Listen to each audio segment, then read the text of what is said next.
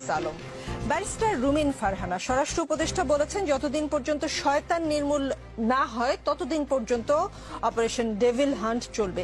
আচ্ছা, কে শয়তান আর কে ফেরেশতা এটা মাপার কি কোনো যন্ত্র আছে? মানে কিভাবে তারা মাপবেন, আপনি কি বুঝতে পেরেছেন? আপনাকে অসংখ্য ধন্যবাদ। এই উক্তিটি শুনে আমার কাছে মনে হয়েছে খাজনার চেয়ে বাজনা বেশি, এটা আসলে বাঙালির মজ্জাগত সমস্যা। আপনি দেখেন, পুলিশ, আর্মি, বিজিবি, র্যাব, তাদেরকে আমরা নষ্ট করলাম, মানে সরকারে যারা ছিল তারা নষ্ট করলো, কিন্তু এক শুভ সকালে তাদের পোশাক পরিবর্তন করে আইডিয়া করা হলো এবার তারা ঠিকঠাক মতো কাজ করবে। আমরা যে কোনো একটা দেশের আইন শৃঙ্খলা পরিস্থিতি স্বাভাবিক রাখা, আইন শৃঙ্খলার অবনতি হলে সেটাকে শক্ত হাতে বন্ধ করা এবং এই অবনতির সঙ্গে যারা প্রত্যক্ষ কিংবা পরোক্ষভাবে যুক্ত তাদের দল মত, রাজনৈতিক মতাদর্শ, অরাজনৈতিক বিশ্বাস সকল কিছুকে একপাশে সরিয়ে রেখে কেবলমাত্র তার অপরাধের বিচারটি দেশের প্রচলিত আইন অনুযায়ী হবার কথা, এটাই একটা সভ্য রাষ্ট্রে হয়ে থাকে। আমার দেশে এগুলো হয় না। আমার দেশে হয় বড় বড় কথা, লুকিং ফর শত্রুজ কিংবা ডেভিল কি অপারেশন ডেভিল হান্ট, এইসব অদ্ভুত অদ্ভুত কথা। আমরা না আসলে ক্লান্ত জাতি হিসেবে, আমি ব্যক্তিগতভাবে বাংলাদেশের একজন নাগরিক হিসেবে আমার এখন সত্যিই খুব ক্লান্ত লাগে।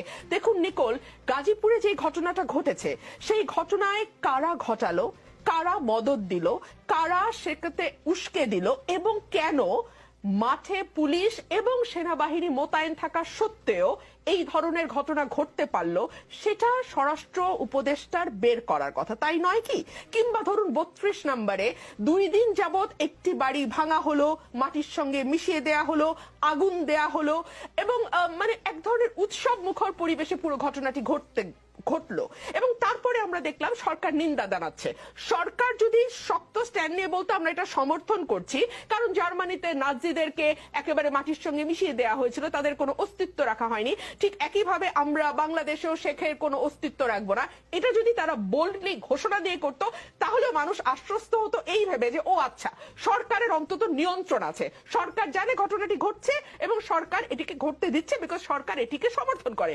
কিন্তু আমরা দেখলাম সরকার খুব কড়া ভাষায় বিবৃতি দিল তার একদিন পরে। মানে হোয়াট ডাজ ইট মিন? আপনি কি জনগণের সঙ্গে মকারি করেন? আপনি কি রাষ্ট্র পরিচালনাটাকে এক ধরনের ছেলে খেলা মনে করেন? এটা কিন্তু ছেলে খেলা নয় নিকোল। এবং 18 কোটি মানুষ, মতান্তরে 20 কোটি মানুষ কিন্তু হুমকির মুখে পড়তে যাচ্ছে সরকারের এই অযোগ্যতা এবং অপদার্থ লোকজনকে পদে বসানোর কারণে।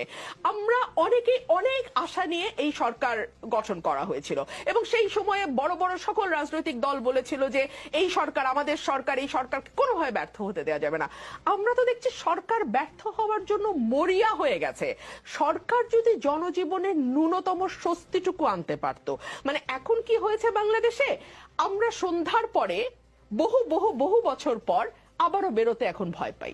আপনিও ভয় পান, স্বীকার করবেন কি করবেন না জানি না, আমি ভয় পাই ভাই। এবং আমি এটা সকল চ্যানেলে বলি, রাত হলে আমাকে আমার সঙ্গে আরেকটা লোক দিতে হবে গাড়িতে। এটা তো আমি গত 15 বছর বলি নাই।